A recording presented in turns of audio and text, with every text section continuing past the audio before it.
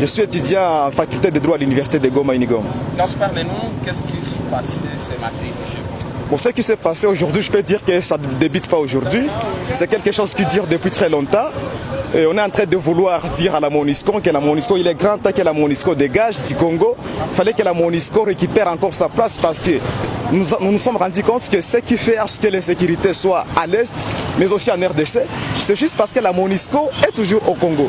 Mais une fois que la MONUSCO partait, quand même, on va avoir une stabilité parce qu'on connaît bien que la MONUSCO était arrivée au Congo. Il n'y avait pas trop de groupes armés, mais aujourd'hui, nous comptons plus de groupes armés encore à l'Est du Congo. Nous qui ne sommes pas à l'Ouest du Congo, on ne sait pas ce qui se passe de là. Il y a de nos policiers, nos militaires qui sont en train d'être tués à Lubero. On ne sait pas si réellement il n'y a pas la complicité de la MONUSCO.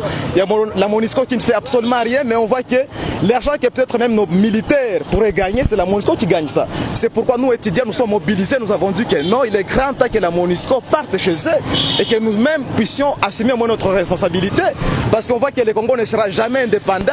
Notre indépendance, c'est donc comme une indépendance seulement de parler, mais nous n'avons pas l'indépendance. Mais une fois que la MONUSCO partait, le Congo va être indépendant. C'est pourquoi nous les étudiants de l'Unigom, nous nous sommes dit qu'avec le soutien de tous, si on peut voir les étudiants de l'ILPG, la Saint-Piessia, avec tous les étudiants de la ville de Goma, on sait bien que peut-être un jour, on arrivera à gagner ce que nous sommes en train de chercher. Et là, vous vouliez aller jusqu'où?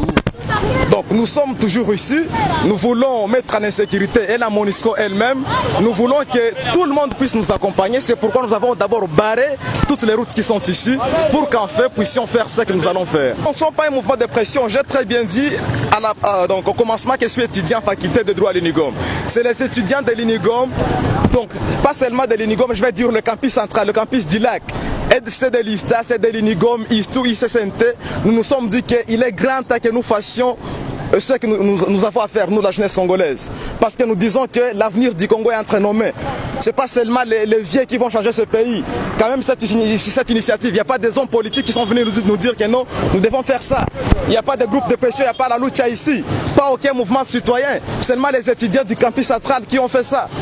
Et je crois peut-être que moi, c'est un travail que chacun de nous doit assumer. Parce que nous n'avons pas l'indépendance, nous n'avons pas la liberté. Mais une fois que tous allons prendre conscience, tel que les étudiants de l'Unigom, de l'ISTA, de l'ISTU ont pris conscience, on pense bien peut-être que tout peut aller. Vous allez manifester jusqu'à quand? À la MONUSCO de partir, c'est pas pour que le passage. Mais quand même, on avait fait quand même une marche pacifique.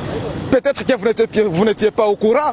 On avait dit à la MONUSCO qu'il est grand temps qu'ils partent. Ils avaient dit que nous sommes en train d'assumer quelque chose. Alors nous nous sommes dit que, comme la marche pacifique a échoué, il fallait peut-être que l'on puisse barrer les chemins pour que le gouvernement provincial puisse voir que réellement les étudiants sont en train de voir quelque chose qui ne va pas. On ne sait pas si c'est la MONUSCO qui va amener la stabilité chez nous. C'est pourquoi nous avons barré, nous avons dit, nous allons faire une frappe ici à la MONUSCO. Vous allez manifester votre colère jusqu'à quand? Notre colère, c'est une question de temps, c'est une question de temps. Nous apprenons que vous vouliez saccager, disons, la base de la MONUSCO ici à Goma. Bien sûr, c'est quelque chose que nous sommes en train de faire parce que nous devons tout faire pour que la MONUSCO parte chez eux. Est-ce que cette action encore est reportée pendant qu'on a annoncé les opérations conjointes, les opérations militaires conjointes FARDC MONUSCO? Juste là, nous ne savons pas, ça c'est le politique. Mais nous, on ne connaît pas ça, on n'est pas le politique, on est seulement étudiants. On ne connaît pas ce qui se passe. Il y a très bien longtemps que nous avons entendu que non, la MONUSCO est en train de faire quelque chose là dans le Grand Nord.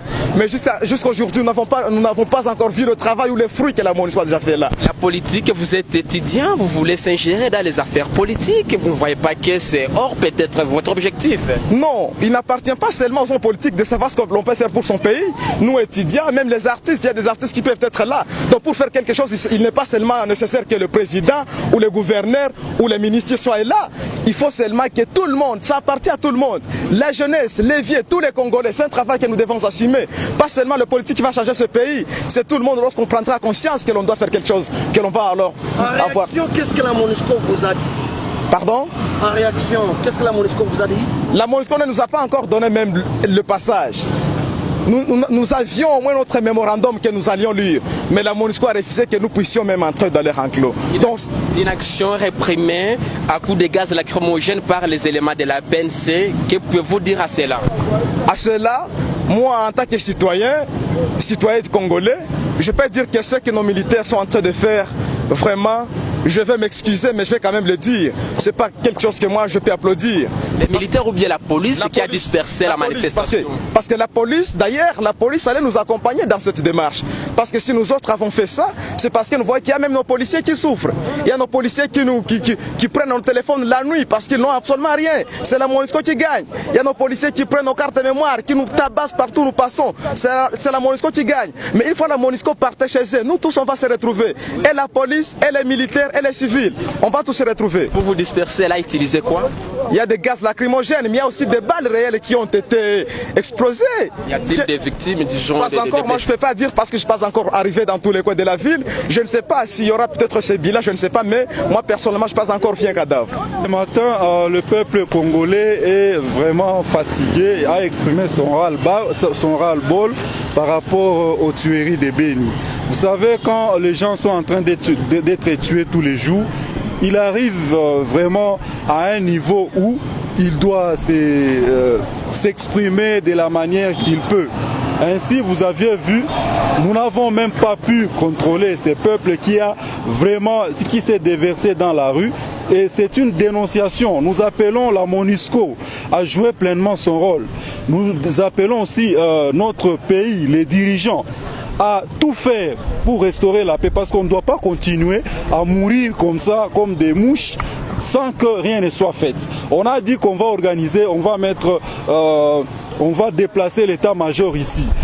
Bien sûr, nous sommes d'accord avec ça, mais nous voulons que les officiers de l'État, les officiers de l'armée qui sont impliqués dans ce genre de choses soient écartés. On a publié les noms de certains officiers qui seraient impliqués, qui auraient empêché à ce que la MONUSCO ou les autres pays qui peuvent nous aider de venir. Nous leur demandons de quitter. Nous demandons au gouvernement ou bien au président de la République de dégager, de déboulonner l'armée pour que l'armée soit une armée vraie, une armée qui joue le rôle de pacificateur. Nous ne voulons plus voir les peuples congolais se déverser dans les rues comme ça, parce qu'elle n'a nulle part où aller. Mais ces peuples, il faut le comprendre, la communauté internationale doit nous venir en aide parce que nous mourons, nous souffrons énormément. Plus de 100 personnes dans un mois, c'est déjà beaucoup. Le peuple congolais a déjà payé un lourd tribut. Que la ville de Béni, que le territoire de Béni soit assisté au niveau international. Nous en avons marre, nous sommes fatigués vraiment. Et pour exprimer votre ras-le-bol, il fallait barricader la route ici à Goma? Oui, la jeunesse, quand elle se fâche, il y a un maxime qui dit que c'est lui qui pleure. Vous n'allez pas compter ce qu'il va parler. Il est émotionné.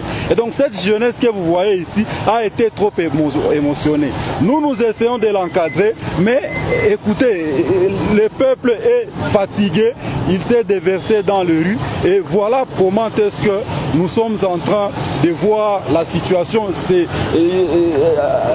aller au-delà de ce qu'on a prévu.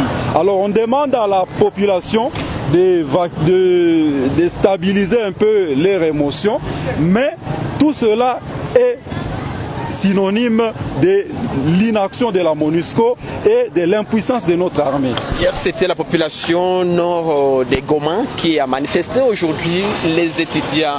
Ça montre que c'est un signe de soutien, de compassion à la population de Béni. Oui, c'est un signe de soutien parce que nous sommes un.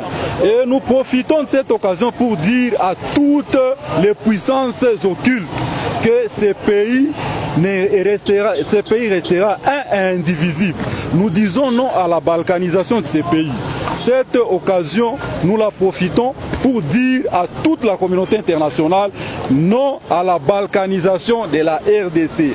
La RDC est notre pays. La RDC est notre héritage que nous a été légué par nos ancêtres qui ont payé cher pour ce pays. Nous n'allons pas accepter qu'un seul centimètre de ce pays puisse être pris par des ennemis qui vivent n'importe où.